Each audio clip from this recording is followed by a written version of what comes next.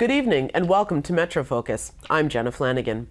New York City's First Lady, Charlene McRae, faced the City Council and their grave concerns about Thrive NYC, the mental health initiative she spearheads.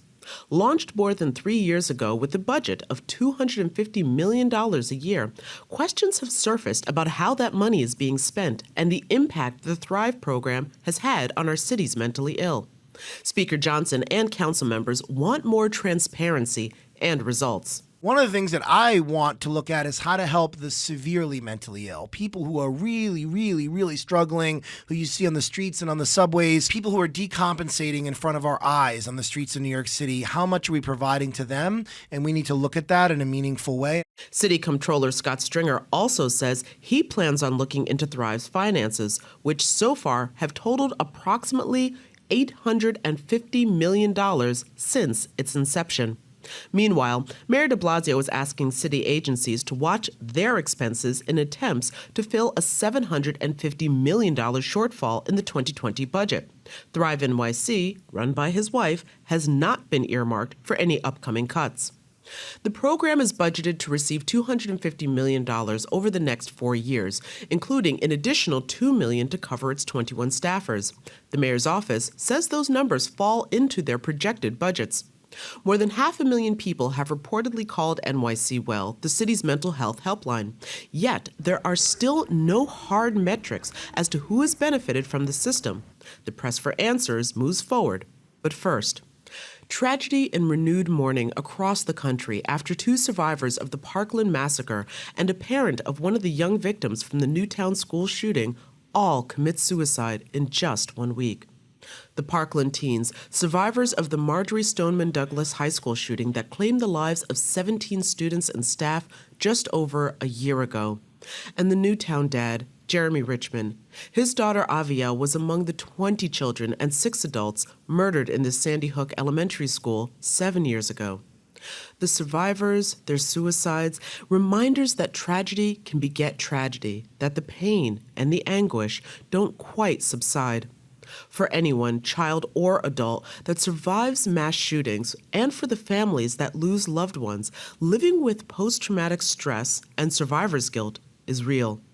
Now, similar to what Thrive NYC had set out to do, Florida officials are asking that the state help stop the next shooting by providing more resources for mental health.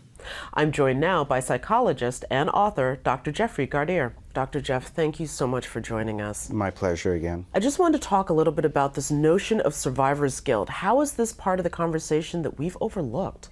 Well, survivor's guilt is something that usually accompanies a post-traumatic stress disorder.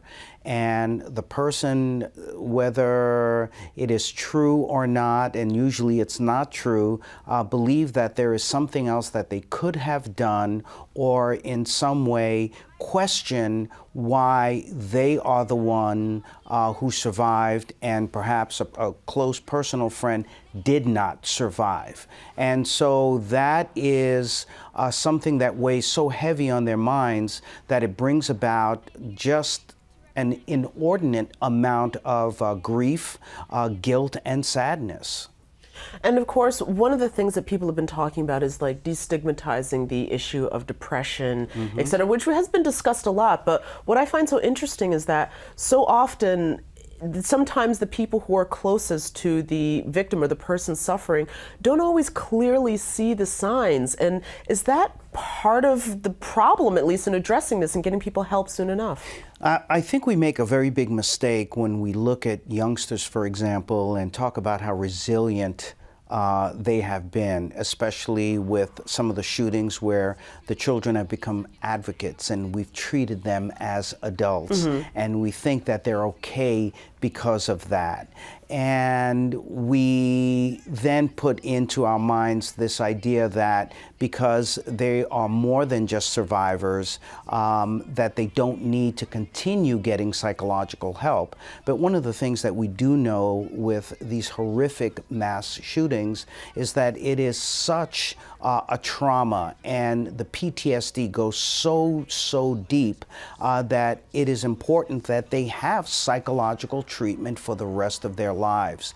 And it's not a bad thing to talk to a therapist once a week or every 2 weeks or once a month, just to re-examine where you are and how you're doing.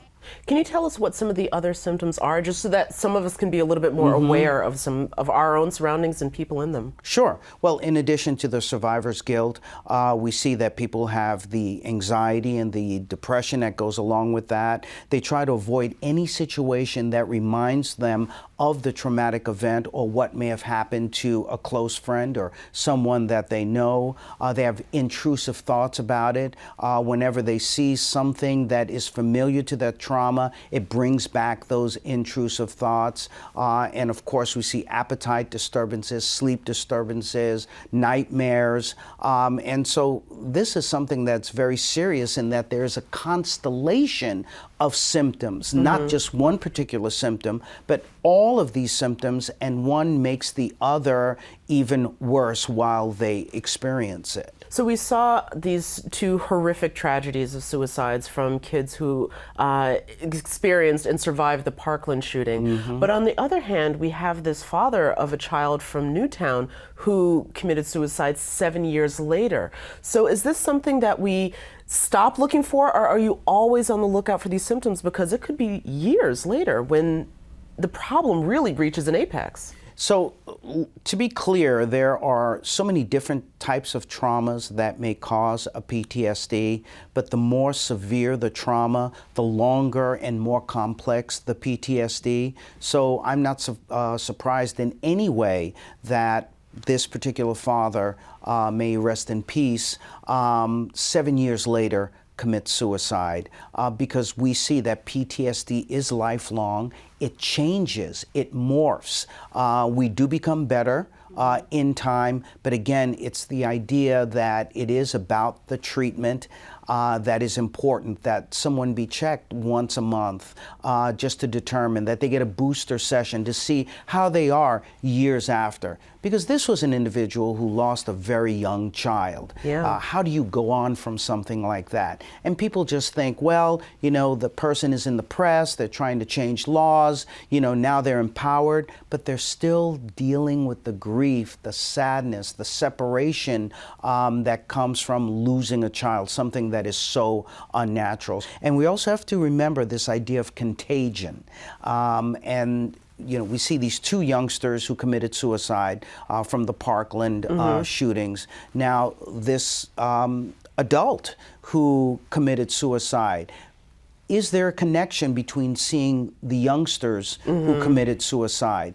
What we see with contagion is it the person who may be feeling a depression or the PTSD, it makes it worse. We talk about, again, the intrusive thoughts come back. And so it lowers their emotional immune system, where they now say, well, if these people were able to do this, maybe now I can do it. Maybe it's now in my realm of possibility. Or they feel even more hopeless and depressed because they see what happened to people who are in many ways connected to their own grief and sorrow, even though it's a completely different mass shooting.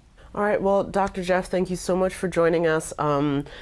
And always a pleasure, Jenna. Yeah, helping Thank us you. work through what has been a very difficult week. Thank you. Yes, thank you. If you or someone you know is struggling with suicidal thoughts, do not hesitate to call the National Suicide Prevention Hotline at 1-800-273-8255 and visit metrofocus.org for additional resources.